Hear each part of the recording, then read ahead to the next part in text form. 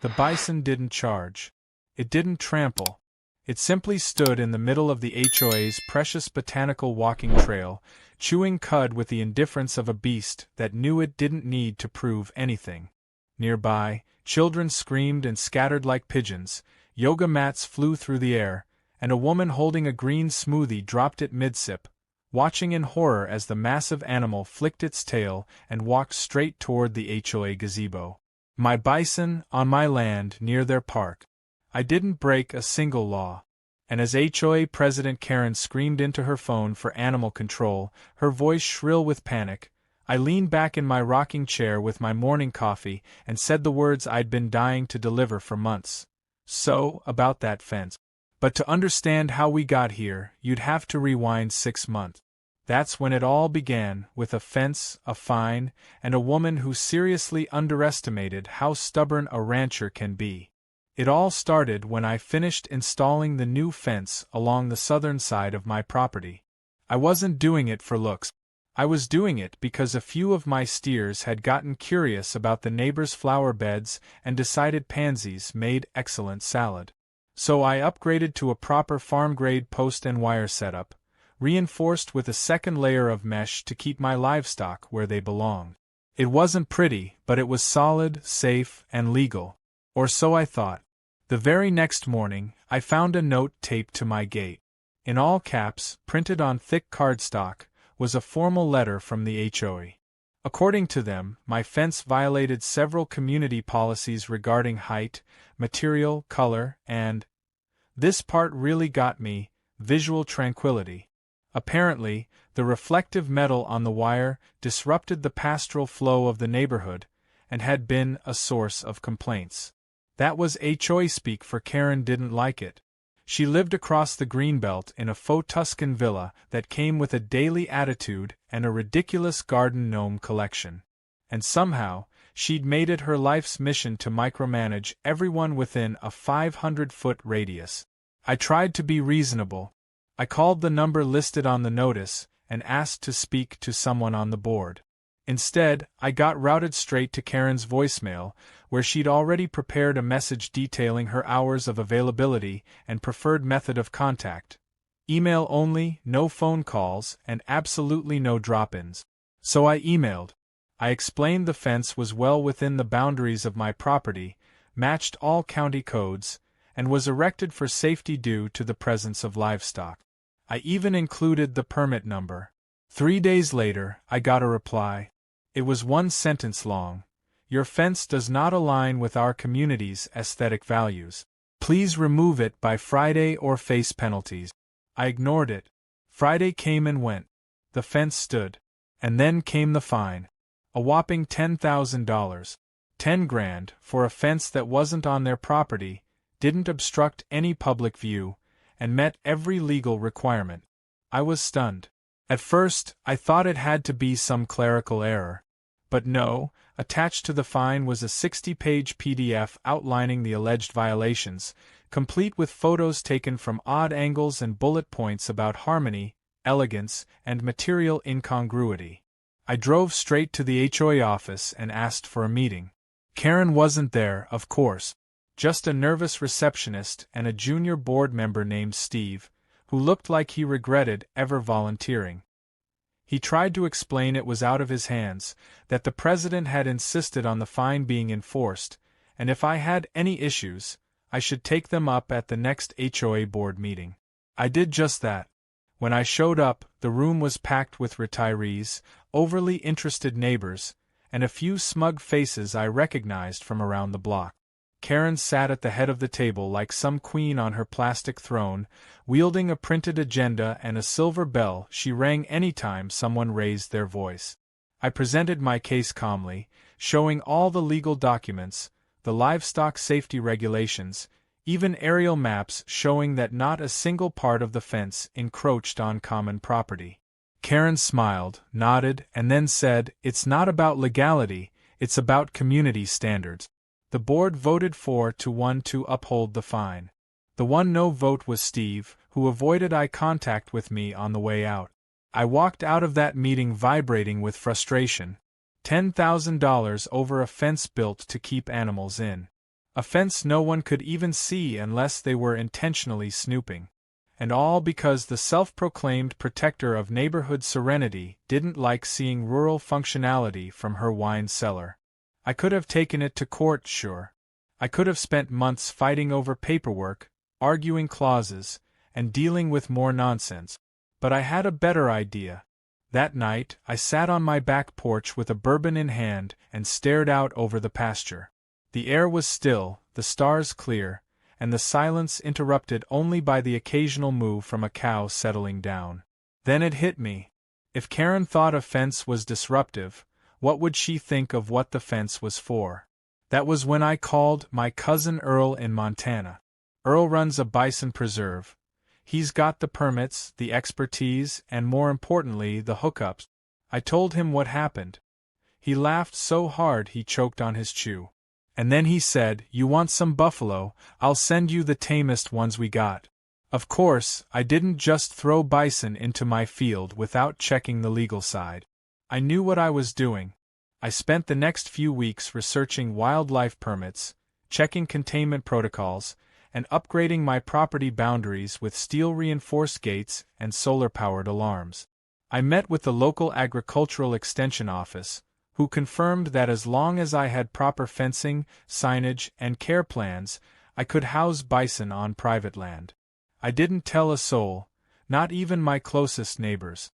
I wanted the surprise to land just right. Meanwhile, the HOA kept sending reminders. Pay the fine. Remove the fence. Submit an apology letter if I wanted to avoid further penalties. I smiled at every email. I even framed one. Then, one brisk morning, as dew still clung to the grass and the sun peeked over the hills, the truck arrived. A long silver trailer backed into my property, and out stepped 3 adult bison and 2 calves. Their hooves hit the ground like thunder. Their size was majestic, their movement deceptively graceful. My dog took one look and ran for the barn.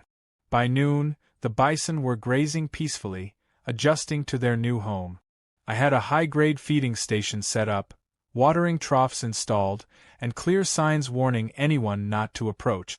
And wouldn't you know it, by evening, Karen showed up, wearing oversized sunglasses and a tracksuit, flanked by 2 other board members.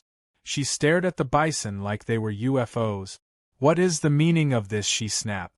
I leaned on the fence and said, "Livestock. My new herd. Perfectly legal." Her jaw worked like she was trying to chew anger into something edible. She threatened animal control. I told her they were already notified and approved. She called them anyway. They confirmed everything I said. She stormed off screaming about disease, danger, property value, and chaos. I went back to my porch and watched the bison wander toward the back fence, peacefully munching, unaware of the storm they'd just started. His wasn't revenge for the fence. This was a statement. If you're going to fine me for what contains the animal, you better be prepared for the animal itself. And this was just the beginning. Because I had a plan, and Karen's reign of pettiness was about to come face to face with prairie justice. The sunrise cast a golden hue across the pasture as the bison stirred from their sleep. There was something majestic about watching these creatures stretch, huff, and start their slow march toward the far end of my property. I stood there with a cup of coffee in hand, feeling a strange combination of peace and anticipation. I knew today wouldn't stay quiet for long. Word had begun to spread. The local mail carrier had snapped a photo of one of the bison standing by the split-rail section of fence, and within hours it was making the rounds on Facebook with the caption, "HOA has a new neighbor, and he's massive." It didn't take long for Karen to escalate things. The day after the photo surfaced, a letter was taped, no, practically stapled, to my front gate. It was thicker than the HOA's monthly newsletter and written in her favorite flavor of passive-aggressive formal language. According to her, my property had become a regional wildlife hazard and was causing emotional distress among residents who feared for their pets and children. She demanded immediate removal of the animals or else she would explore legal avenues for community protection. I read it twice, then placed it on the fridge next to a magnet that said, "Good luck with that." Later that afternoon, Karen organized a gathering near the HOA clubhouse to voice concerns over what she now called the buffalo threat. Residents showed up in folding chairs, some with snacks like they were expecting entertainment. Karen stood in front of the small crowd wearing a tan visor and waving papers in the air. She claimed she had received calls from worried mothers, joggers, and even a man who said his golden retriever refused to go near the back fence since the animals arrived. She cited imaginary statistics about bison charging through fences, and referenced a YouTube video that apparently showed one trampling a tent at a national park. But my property was still mine. Every inch of it, and I'd followed every rule down to the last paragraph. What Karen didn't realize, or maybe she did, but refused to acknowledge, was that the fence she hated so much was now officially designated for containing wildlife under agricultural regulation. That meant her original fine had become, at best, a weak punch thrown at someone wearing armor. Her entire campaign was losing steam, and she knew it. Still, she tried to keep control. The next morning, a representative from the HOA board named Lydia stopped by under the guise of a courtesy inspection. She was polite, nervous even, and carried a clipboard that looked more like a prop than a legal document. I walked her around the property, pointed out the reinforced corners, the double-gate lock system, and the state-required signage.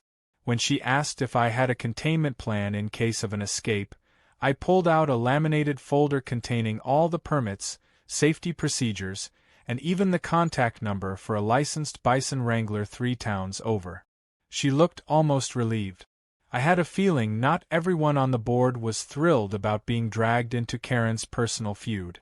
Later that week, I got a surprise visit from a local reporter.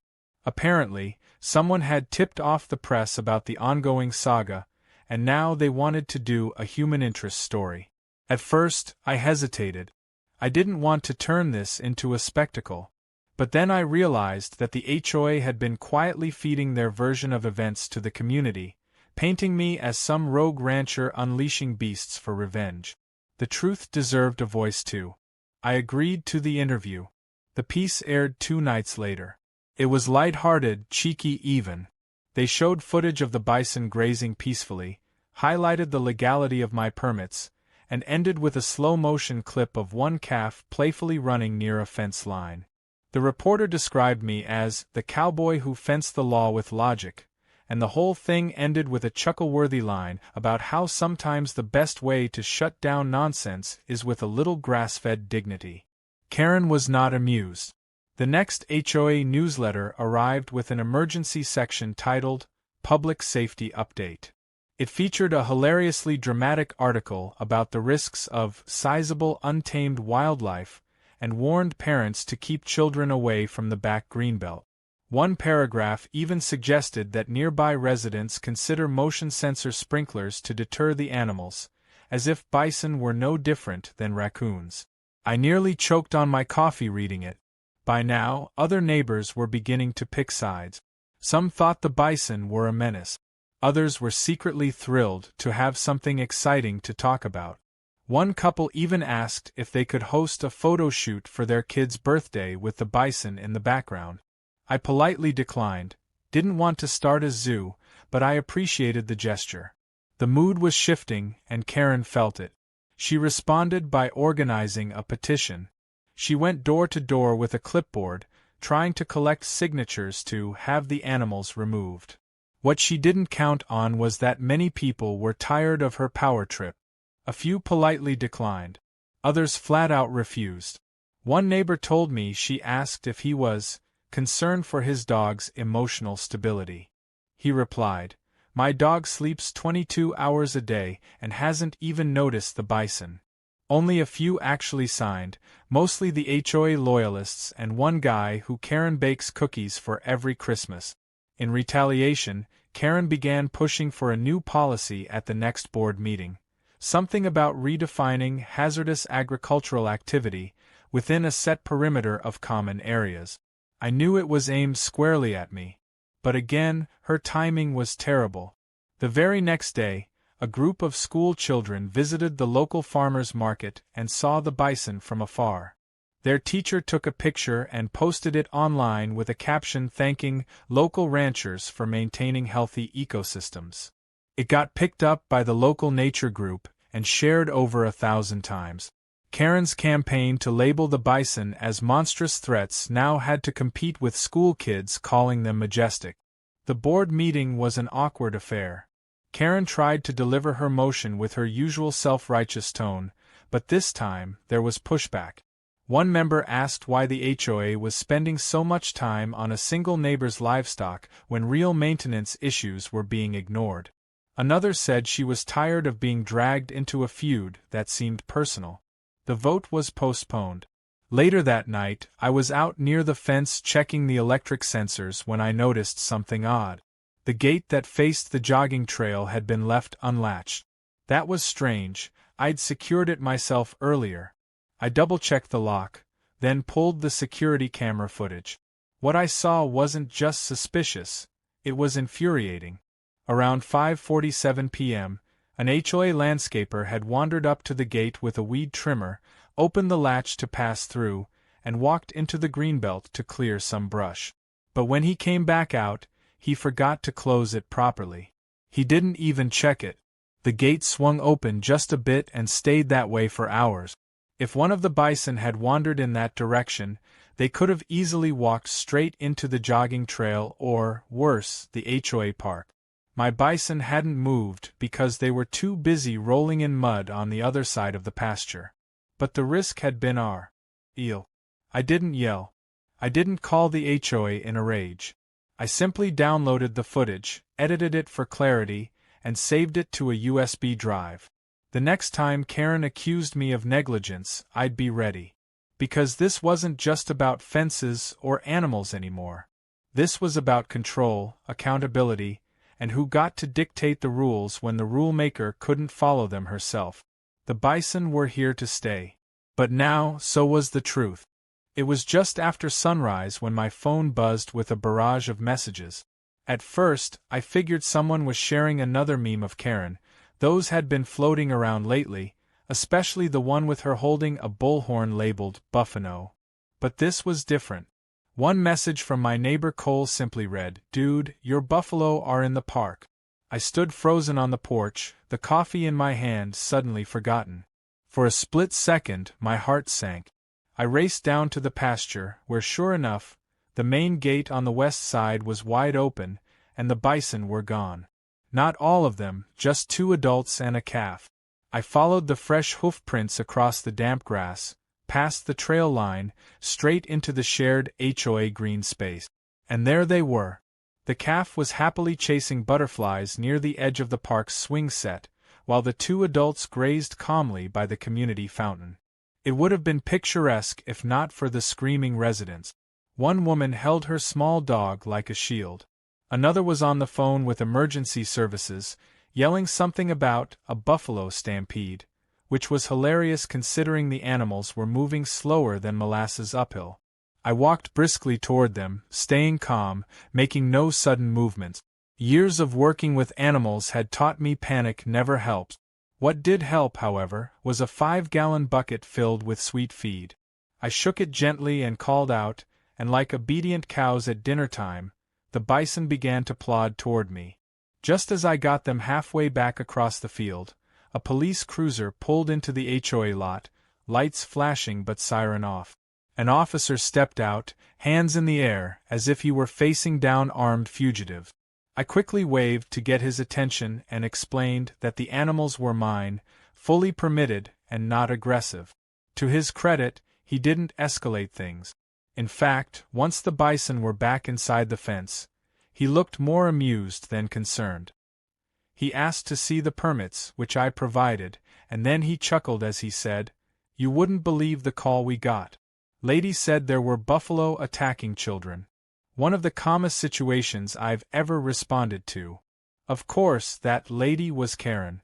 She was across the field, arms folded, lips pursed so tightly they looked like they could pop off her face. As soon as the officer turned away, she marched over to me with steam practically pouring out of her ears. "This is it," she hissed, "you've crossed the line now." I kept my cool. I told her the gate had been tampered with. She called that an excuse. I said I had footage. That shut her up. Back at my house, I pulled up the footage on the monitor. At 4:16 a.m., just before dawn, someone had approached the gate from the Greenbelt side, outside the property. The video showed a person in a hoodie, carrying what looked like bolt cutters. They snipped the chain, lifted the latch, and disappeared into the dark. Less than 15 minutes later, the Bison wandered through the opening. The angle wasn't perfect, but I enhanced it enough to make out a few key details, like the HOA badge on the windbreaker. I didn't want to jump to conclusions, but there was no denying the intruder wasn't random. Someone had intentionally opened that gate. I sent a copy of the video to the local sheriff's office and CC'd the HOA board. I didn't accuse anyone directly. I didn't need to. The footage spoke for itself. By that evening, word had spread and the drama went nuclear. At the emergency board meeting the next day, half the board looked like they'd aged 10 years. Steve, the only one who had voted against fining me originally, called the meeting to order.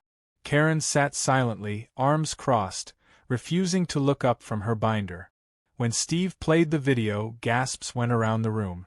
Even Karen's closest supporter, a guy named Mark who'd always backed her motions, shook his head and muttered something under his breath. The sheriff didn't make any arrests that day, but he promised an investigation. The bolt cutters were still at the scene, which meant fingerprints were a possibility. I had no doubt they'd trace it back to someone with HOA access. That meant Karen or one of her inner circle. The weight of their carelessness was enormous. Had the Bison harmed someone, it could have turned into a disaster. But the real kicker was that it wasn't my security that failed. It was theirs. The next morning, local news showed up again. This time they weren't interested in a feel-good fluff piece. They were covering an act of sabotage that led to a public safety scare. Reporters stood by the Greenbelt Trail, pointing at the reinforced gate now secured with double chains and a digital lock system. Meanwhile, I gave a short interview, remaining composed and firm. I didn't take shots at Karen by name, but I did say, "It's one thing to dislike your neighbor. It's another thing to endanger people and animals to make a point." Within 2 days, the story had exploded on Reddit. The title of the post was simply, "HOA unleashes buffalo to prove a point, gets trampled by facts." It included screen grabs of the news coverage, Karen's ridiculous HOA newsletter warning about the buffalo apocalypse, and a side-by-side shot of the animals peacefully grazing. The comments section was ruthless. One said, "Karen wanted a peaceful neighborhood. Now she gets Jurassic Park." Another wrote, "You don't mess with a rancher's fence unless you want to meet the beef squad." The board was forced to hold another vote, this time to decide whether Karen should be temporarily suspended while the investigation continued. Despite her protests, the vote passed 3-2. Steve made a short speech about leadership needing to be accountable and the importance of not abusing community power for personal vendettas. Karen stormed out before the meeting ended, her chair scraping the floor behind her like a declaration of war. But even without her physically present, her influence lingered. Over the next week, someone began leaving anonymous notes in my mailbox. The first read, "We'll get rid of your pests one way or another." The second simply said, "Your animals aren't welcome here." I turned them over to the sheriff, who added them to the case. I installed more cameras, upgraded my fence sensors, and made it very clear to the board that if anything happened to those animals, I would pursue legal action to the fullest extent. Despite the tension, I noticed something else happening too. Neighbors began reaching out, not the loud ones, but the quiet majority who had stayed on the sidelines until now. One older man, George, came by with fresh eggs from his chickens and said, "Used to be this was all farmland. Glad to see someone bringing it back with pride." A family down the street waved and gave me a thumbs up while their kids pointed excitedly at the Bison from behind the fence. The tide was turning. Karen, however, wasn't finished. I could feel it. Even off the board, she had her loyalists, and something told me she wasn't the kind to accept defeat with grace. But for now, the animals were safe, the gate was sealed, and the truth had cracked her authority. She'd tried to sabotage me, but instead exposed her own recklessness. And the best part? The original $10,000 fine she tried to slap on me had just been called into question. My lawyer had filed an appeal with county oversight, citing harassment, improper enforcement, and retaliatory behavior. If it stuck, the HOA wouldn't just owe me an apology, they'd owe me a check. As I walked the pasture that night, I looked at the bison under the moonlight, solid, unbothered, symbolic. These weren't just animals anymore. They were resilience in fur. Karen had tried to force me into submission. Instead, she unlocked the gate to a reckoning. And something told me the wild part of the story had only just begun. It was just after midnight when the alarm on my phone buzzed, followed instantly by a notification from my security system. One of the motion detectors near the west gate had been triggered. I wasn't surprised, not after the last week's drama and the anonymous threats left in my mailbox. I'd expected someone to test my patience again. What I didn't expect was for it to be Karen herself. When I pulled up the live camera feed, there she was, crouched awkwardly by the gate, dressed in all black like a cartoon burglar. Her oversized sunglasses, worn even at night, glinted beneath the motion-activated floodlight. In one hand she held bolt cutters, in the other a flashlight with a shaking beam. For a moment I just stared at the screen in disbelief. The HOA's ex-president, self-declared defender of tranquility, was now attempting a midnight jailbreak on Buffalo. I stayed calm. I didn't run outside. I didn't even call the sheriff right away. First, I hit the record button.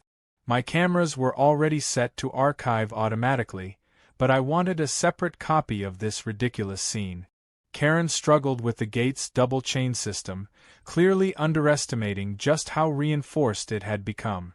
She huffed, tried to wedge the bolt cutters into the links, and let out a muffled curse when sparks flew and nothing gave. Then, to my absolute astonishment, she dropped the tools and climbed onto a nearby bench, one I had placed for guests during Bison tours. From there, she attempted to climb the fence itself. The bison, curious as always, began to approach. Not aggressively, not even particularly fast, just wandering slowly, heads bobbing, interested in the noise. Karen saw them and froze. Her arms windmilled slightly as she tried to decide whether to go up or down. One of the bison, the big male I'd named Dakota, let out a deep snort that echoed like a foghorn. Karen screamed. She fell backward off the bench, landing flat on her back in the dirt, her arms flailing like a flipped turtle. I couldn't believe what I was watching. I hit record again, just in case. By the time I called the sheriff, Karen had scrambled to her feet and was half running, half limping across the field, arms out for balance, shrieking into her phone. I didn't even need to guess who she was calling. But she was about to be very disappointed. When the deputies arrived, they took one look at my camera footage and immediately changed tone. Karen tried to spin it, of course, claimed she had come to inspect for safety, and that she'd noticed an improperly secured lock. But the footage clearly showed her snipping and tampering, not inspecting. The bolt cutters alone were damning. The sheriff asked her flatly why she hadn't called animal control if she was concerned. She stammered. She tried to redirect blame. She even mentioned mental anguish caused by the aggressive posture of the livestock, which made one deputy visibly roll his eyes. Karen was arrested for trespassing, attempted vandalism, and endangering wildlife. The charge of animal endangerment was particularly poetic given her months of fear-mongering over the bison. As the deputies led her to the cruiser, she screamed that she was saving the community from disaster, and that this isn't over. I watched her drive off in handcuffs with a strange mix of satisfaction and disbelief. It had taken months, but karma had finally answered, and it had horns. The fallout was swift. The next HOA board meeting was packed. Residents who'd never cared about the politics showed up in droves, many clutching printed copies of the newspaper article about Karen's arrest. She'd made front-page headlines for all the wrong reasons. One local blog dubbed her the Buffalo Bandit, and the photo of her on the ground, arms flailing, became a minor internet sensation. The board couldn't sweep it under the rug anymore. Her remaining supporters tried to stall, tried to claim due process, but it was no use. A formal vote was held. Karen was permanently removed from all HOA-related duties. Her access to official files, voting records, even the neighborhood newsletter was revoked. For the first time in years, she had no power to meddle. Meanwhile, my lawyer was having a field day. The video evidence, the previous threats, the failed gate sabotage, it all painted a perfect picture of harassment and misconduct. We filed a formal complaint with the county against the HOA, citing abuse of authority, false enforcement of code violations, and a coordinated attempt to sabotage my agricultural operation. The original $10,000 fence fine? Dismissed by the county with prejudice. But it didn't stop there. The county determined that the HOA had acted in bad faith, knowingly enforcing unenforceable fines and disregarding county agricultural exemptions. That meant restitution. A formal letter was sent to the board demanding repayment of legal fees, emotional distress damages, and loss of income caused by unnecessary delays in my livestock expansion. The total came to over $42,000. Steve, now the acting board president, called me personally. He apologized. Genuinely. He admitted that Karen had bullied most of them into compliance, and that he regretted not speaking up sooner. I believed him, and I told him I didn't want to see the HOA burned to the ground, I just wanted accountability. We negotiated. They paid the restitution. Publicly. At the next town meeting, a full statement was read, acknowledging their mistake and clearing my name entirely. With the drama behind me, I focused back on the Bison. Dakota, the big male, had become a local celebrity. Tour groups from nearby schools asked for educational visit. I hired a part-time guide to give tours and explain the role of bison in ecosystem restoration. I partnered with a local butcher for ethically harvested meat from another farm, not my bison, but similar breeds, and started selling bison jerky, lean meat, and even handcrafted leather goods. What started as revenge had grown into a full-fledged business, and I was proud of that. The fence, once hated, was now famous. Someone had spray-painted "Prairie Justice" on one of the crossbeams, and instead of washing it off, I carved it in with a branding tool. It stayed. People took selfies there. The HOA, now under better leadership, updated their rules to officially allow agricultural fencing on edge properties. They even asked me to help draft the new guidelines. I accepted, with one condition: that no board member could approve a fine without legal review if it involved farm property. They agreed. Karen, meanwhile, kept a low profile. Her house went up for sale a few weeks later. Rumor had it she was moving to a stricter gated community where she hoped to join a more professional HOA. I wished her well, from a distance. Her exit was quiet, without ceremony or even a word to her former loyalists. Just a moving truck, a for sale sign, and a distinct absence of glares across the greenbelt. I installed one final security measure before I fully moved on. A motion-activated audio message that played a recording whenever someone stepped too close to the pasture fence after dark. It simply said, in a calm voice, "You are now within proximity of protected livestock. Please turn back." Behind the message was the subtle sound of Dakota's snort. It was a deterrent, sure, but also a reminder. A reminder that the fence wasn't there to separate or intimidate. It was there to protect. And sometimes, the thing people fight hardest against ends up being the thing that holds the community together. That night, I sat on the porch again, bourbon in hand, watching the silhouettes of the bison move slowly across the moonlit field. The wind carried the distant sound of children playing near the park, laughter bouncing softly through the trees. No more sirens. No more threats. Just peace. Earned, not given. and as Dakota lumbered over, leaned against the fence, and looked at me with those deep, calm eyes, I nodded and said aloud to no one in particular, she should have just let me keep my fence.